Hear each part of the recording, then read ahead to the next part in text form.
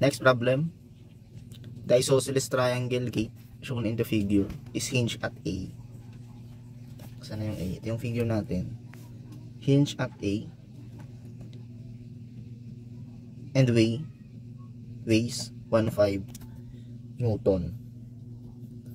What is the total hydrostatic force acting on the one side of the gate? So meron naman tayong OL dito, no? Pero 0.83 na yung specific gravity niya.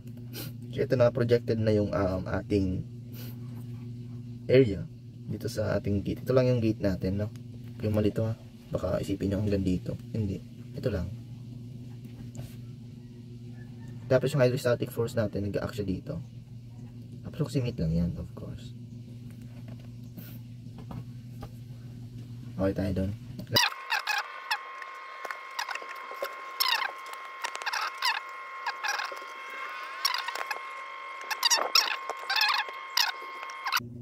Mangyayari, we can solve for this height using this triangle na ginawa ko. Ito, palitan natin ng kulay blue kasi favorite color ko yan. Yan, isolate natin dito 50 degrees. We have this value of 2 meters. Ito yung hinahanap natin, H.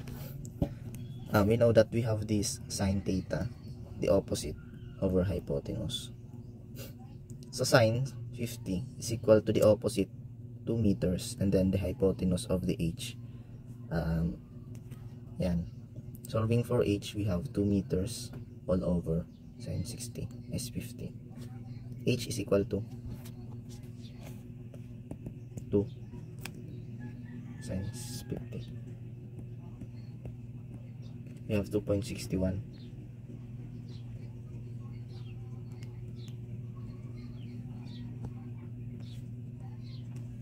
So, ano naman ngayon? Kung meron ka na yan, solve natin yung distance ng centroid natin to the water surface. Or ito muna, centroid nito, di ba 1/3 of the height siya? Lagyan natin dito, 1/3 of 2.61 equal, pangit. Ito na lang, lagyan natin ng value ng Z. C, 1/3 ng 2.61. So ito, equal siya sa 0.87 meters.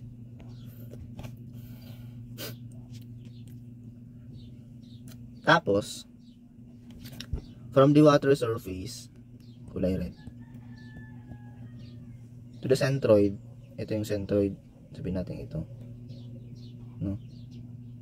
Di ba yan yung H bar natin, no? Tapos ito namang parallel distance natin dito, ito hanggang dito, yan naman yung Y bar natin, no? So may triangle na naman ulit. So kaya natin ma-solve yung value ng Y bar or H bar, since yung hinahanap natin dito is total hydrostatic force. Hydrostatic force natin is F is equal to gamma H bar lang naman, no? Tapos wala din tayo nitong H bar. So let's compute for the H bar. So meron na tayong Z. I-isolate natin ito dito, no?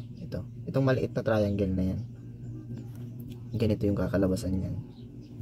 Tapos yung angle na to, angle yan dito, which is equal to 50. Tapos meron ka ng hypotenuse na to, ito, which is the Z, 0.87.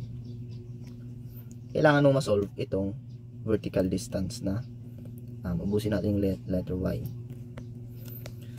Sine function ulit, same lang yung gagawin dito, no? Rekta na natin Y is equal to 0.87, I mean baliktad, Y is equal to 0.87 sine 50, 0.67. So 3.5, H bar natin is equal to 3.5 plus 0.67. Gano yan? 4.30. Mali pala tayo. Hindi na gumagana ang ating mental. So yan, substitute natin gamma ng oil 0.83 times the 9.81 times the h bar natin, which is equal to 4.167, and then the area of the triangle 1/2 base 1 meter times height na h. Yes, ano yun? Ito 2.61.